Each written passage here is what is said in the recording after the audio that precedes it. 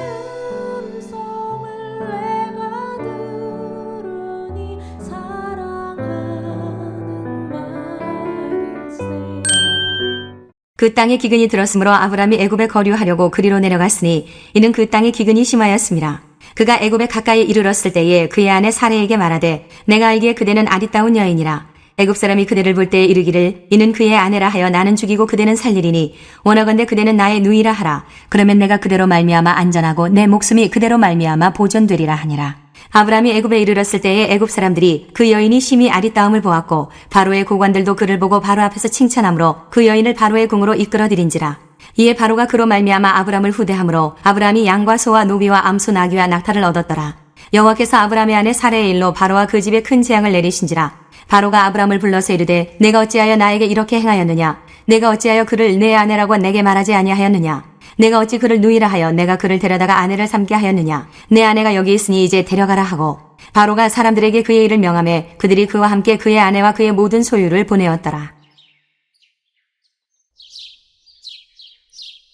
안녕하세요. 키티 나누는 목사 안상열입니다. 오늘도 주님 은혜 안에서 좋은 하루입니다.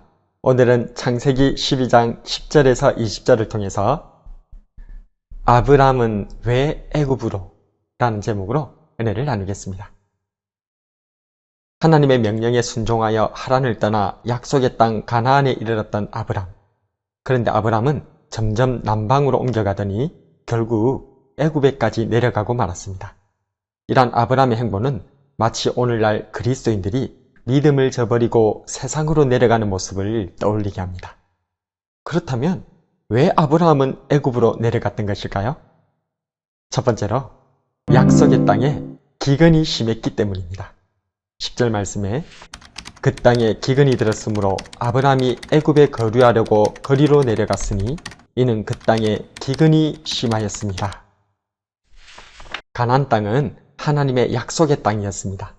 하나님께서 가라고 하신 땅이었고 하나님께서 복 주시기로 한 땅이며 이에 아브람은 큰 결단으로 순종에 도착한 땅입니다. 그런데 놀랍게도 이 약속의 땅에서 아브람을 기다리고 있던 것은 기근이었습니다. 하나님께서 축복을 약속하시며 가라고 명령한 땅에 기근이라니. 아브람은 하나님의 축복은커녕 당장 끼니 걱정을 해야 하는 생존을 위한 처절한 몸부림을 경험해야 했습니다. 우리들도 마찬가지입니다. 하나님의 말씀에 순종해서 믿음의 결단을 했는데 돌아오는 것이 생각지도 못했던 고난과 재앙일 수도 있습니다. 이러한 상황에 우리는 어떻게 해야 할까요? 약속의 땅에서 기근을 만난 아브람은 애굽으로 내려가기를 선택하고 말았습니다. 하나님에 대한 실망, 돈이 안 되는 믿음 때문에 그는 애굽으로 내려가고 말았습니다. 왜 아브람은 애굽으로 내려갔던 것일까요? 두 번째로 세상을 크게 보았기 때문입니다. 12절과 13절에 애굽 사람이 그대를 볼 때에 이르기를 이는 그의 아내라 하여 나는 죽이고 그대는 살리리니 원하건대 그대는 나의 누이라 하라. 그러면 내가 그대로 말미암아 안전하고 내 목숨이 그대로 말미암아 보존되리라 하니라. 애굽은 거대했습니다. 화려했습니다. 풍요로웠습니다. 아마 아브람은 이곳이야말로 약속의 땅이 아닌가 하고 생각했을지도 모르겠습니다. 막상 애굽으로 내려와 애굽에 녹아들려고 하는데 아브라함의 발목을 잡는 것이 있었습니다. 그것은 바로 자신의 아내 사레의 미모였습니다. 사레가 너무 이뻐서 애굽 사람들이 사레를 차지하기 위해 남편인 자신을 죽일 수 있다고 생각했던 것입니다. 그래서 아브람은 아내 사레에게 그저 자신의 여동생일 뿐이라고 말하도록 부탁합니다.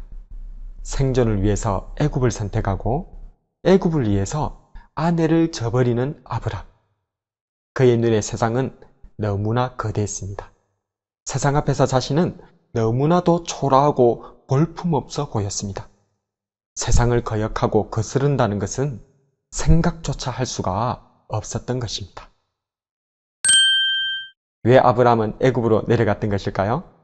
마지막으로 하나님을 오해했기 때문입니다. 17절 말씀에 여호와께서 아브람의 아내 사레의 일로 바로와 그 집에 큰 재앙을 내리신지라. 아브라함은 알지 못했습니다.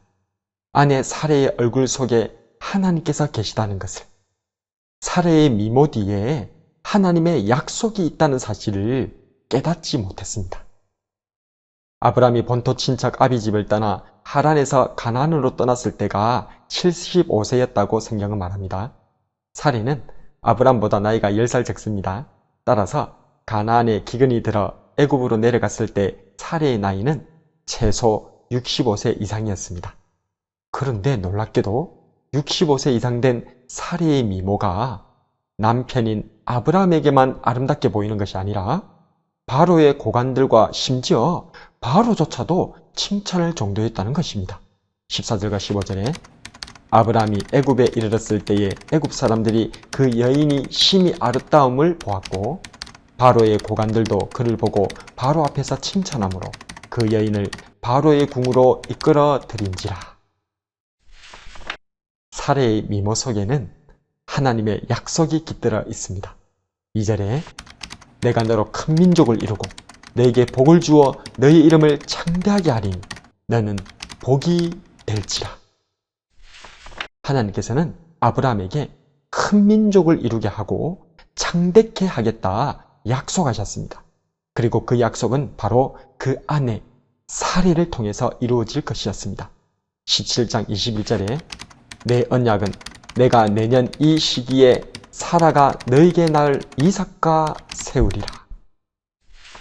그렇기 때문에 사레는 젊고 아름다웠습니다. 그렇기 때문에 사레는 결코 애굽 왕에게 넘어가서는 안 되었던 것입니다. 그래서 하나님께서는 사레를 지키기 위해 바로와 그 집에 큰 재앙을 내리셨던 것입니다. 아브라함은 가나안 땅에서 하나님의 축복을 발견하려 했습니다. 그런 가나안 땅에 기근이 들자 그는 애굽으로 내려가고 말았습니다. 그러나 진정한 축복은 하나님이십니다. 아브라함은 자신과 함께 해주시는 하나님을 보아야 했습니다. 아브라함은 아내의 미모 속에서 하나님의 약속을 발견해야 했습니다. 그러나 기근을 보고 세상을 보고는 그만 내려가는 인생이 되고 말았던 것입니다. 오늘은 아브라함이 애굽으로 내려간 이유를 살펴보았습니다. 하나님의 축복을 그저 물질로만 이해했던 아브라함, 애굽으로 표현되는 세상에 그저 압도되어 굴복했던 아브라함. 그러나 하나님께서는 여전히 아브라함과 함께 해주셨고 그와 그 아내와 온 가족을 지키시고 보호해 주셨습니다. 내 삶 가운데 여전히 함께 하시는 하나님을 발견하고 믿음으로 하나님과 동행하는 저와 여러분이 되길 주님의 이름으로 축복합니다.